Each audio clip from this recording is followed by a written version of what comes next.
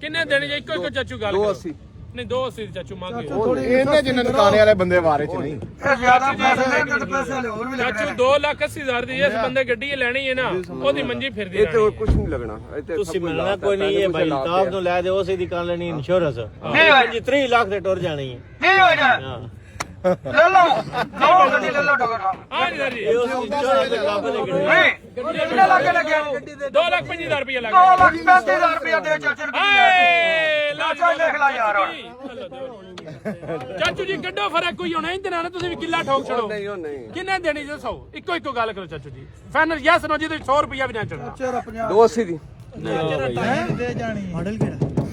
model 93 ਇੱਥੇ ਪੈਸੇ ਲਾਏ ਨੇ ਕਿੰਨੇ ਲਾਏ ਜੀ 260 ਦੀ ਲਈ ਸੀ ਗੱਡੀਆਂ ਕੈਮਰਾ ਲੱਗ ਗਿਆ ਲੋ ਚਲਾਉਣ ਕਿੰਨੇ ਲਾਏ ਨਹੀਂ ਚਾਚੂ